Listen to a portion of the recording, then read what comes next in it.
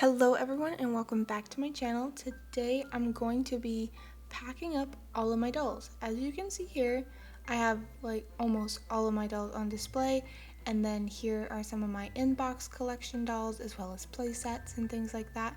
But I thought I'd show you guys how I pack them up. I've moved quite a few times and so I kind of have the process down by now. This is a good example of how I normally pack my boxes. Here I have a doll my aunt made me and some Nunamos and an extra body that was broken. I also have my rainbow high dolls in the bottom. These are just like my odds and ends type dolls, but this is how I'll be packing my Monster High dolls. So first I'm taking off the Monster High logos that I got from doll boxes. I like to use these to decorate my shelves with. And then here are all my cutouts from doll boxes. I really just enjoy the art, so I'd rather just keep the artwork out of the boxes. I also vacuum out every tote before I put my dolls in it. Here are the first dolls I'm putting away, and these are more my collector dolls. So we have the Pre-Production dolls and then also the Honk Couture dolls. I like to make sure that their arms and legs are as straight as they can be. That way when I put them in the bags, as you see here, they don't interfere with each other and nothing gets caught on them.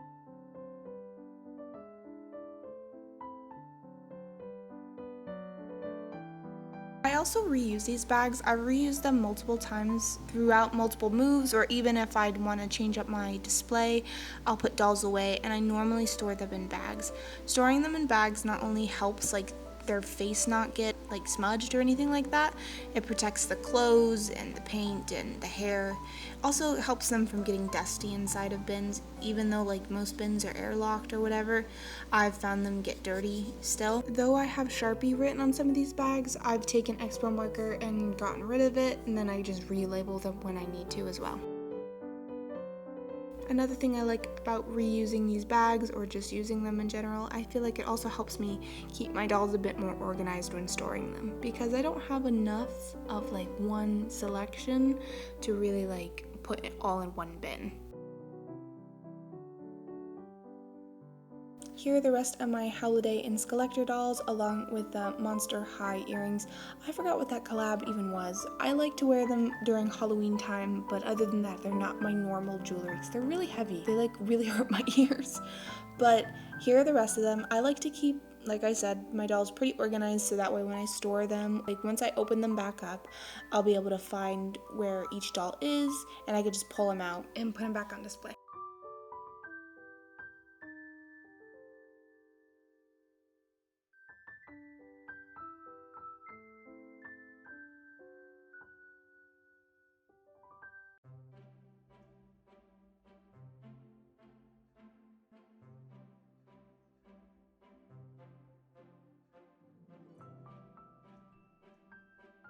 Whenever you guys see me spelling anything, please do not mind how bad of a speller I am. I'm too lazy to ever look anything up, so I always misspell everything.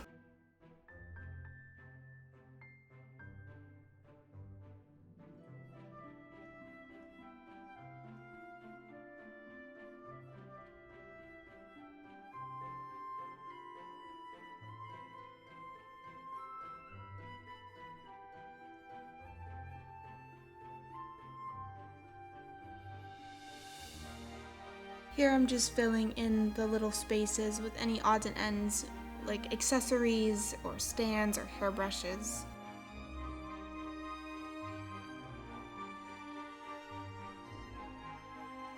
And that's box 1, technically 2 done. Box 1 of Monster High, but box 2 of dolls. As you can see, I'm using a lot of masking tape here because I go, even though it's a clear bin, and I label every single thing in there because moving is a pain and I hate not being able to find what I'm looking for if I can't just look on the box and see what's in it. You will see as I start slowly taking these Monster High dolls off the shelves that I use empty Pop Funko boxes to have them sit on. This is a really awkward shelf. My fiance got it for me on Amazon, so I have the dolls sitting on the shelves that are shorter and then the dolls standing in the middle shelf that's taller. But Pop Funko boxes, if you have extras that you don't want to use or store, you can just have your dolls sit on them. Here is the next bin. I just quickly vacuumed it out, and here are my hybrid sea monster dolls. These dolls I normally don't put on display because they are so large and they take up a lot of space on my shelf. Though they are some of my favorite, they're very big and clunky.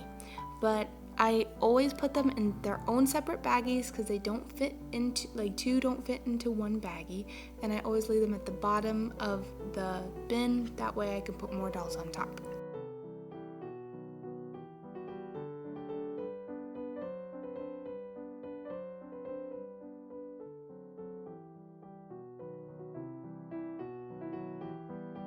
Here I'm putting some Cleos that were displayed together all in the same bag, and then my Dot Dead Gorgeous dolls all in the same bag. I find it to be very helpful when you're deciding what dolls go in what bag, like to kind of keep a theme or like to keep the same wave in a certain bag. Like as you can see, I just put my dance dolls all into one bag, and then here I'm putting my haunted dolls all into one bag. That way when I go through my dolls later, I'll just grab the bag I need or grab the bag I want to display, and I don't have to like dig through a bunch of them.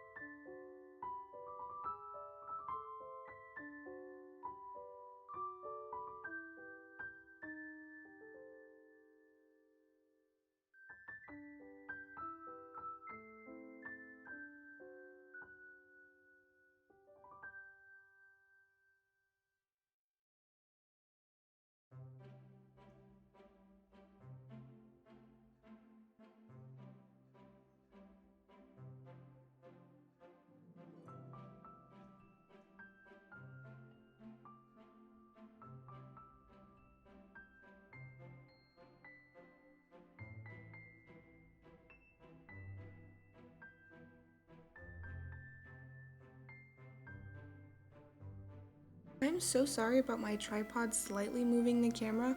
It broke in the middle of filming this, so I had to have my fiance fix it for me.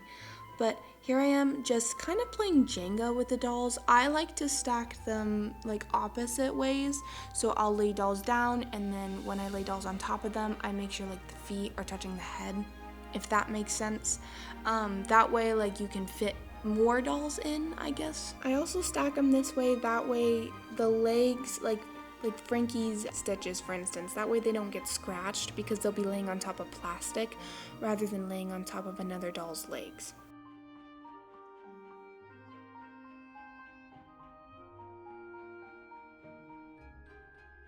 And that is another bin done.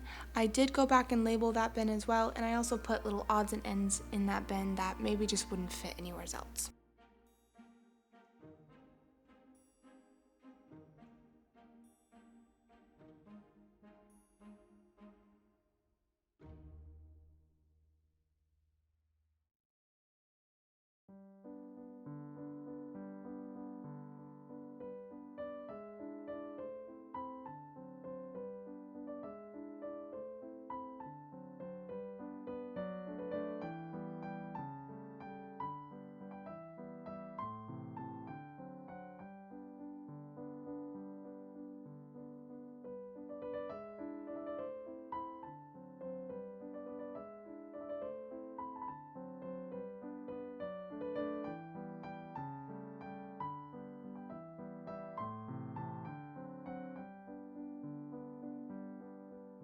In order to keep Operetta's curls the way they were, I put bobby pins in her hair.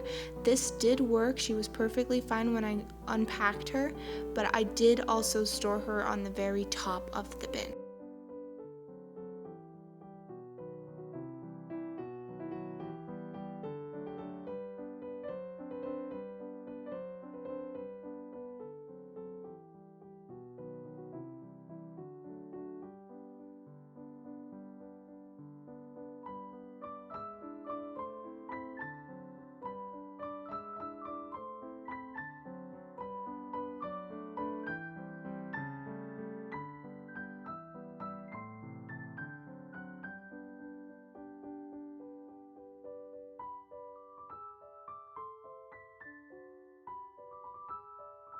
Now it's time to move on to the play sets. This was all just a bit of Jenga. So it took me a while to figure out how I was going to stack everything and took a couple tries, but as you can see here, I used this doll box that I created to store some of the smaller pieces inside, and then from here I kind of just played around with like trying to fit it in the box, and this is how it ended up looking.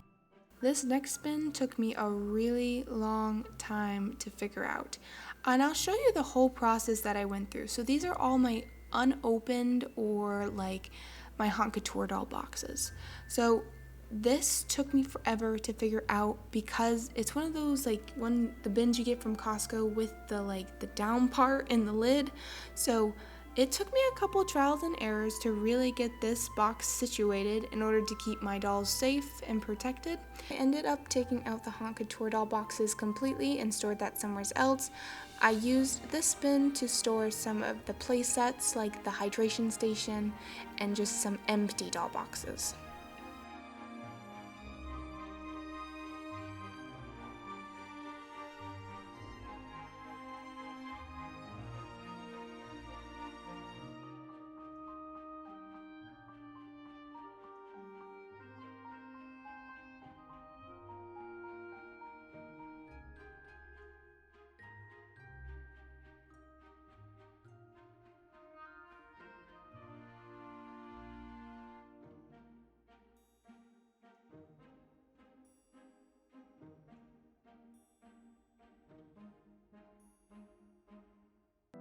And this is my Gen 3 Monster High doll box. I ended up deciding to organize these dolls by character rather than by series or wave. I think this worked out good for me, especially because when I went to go and display them again later, it was really easy to find them.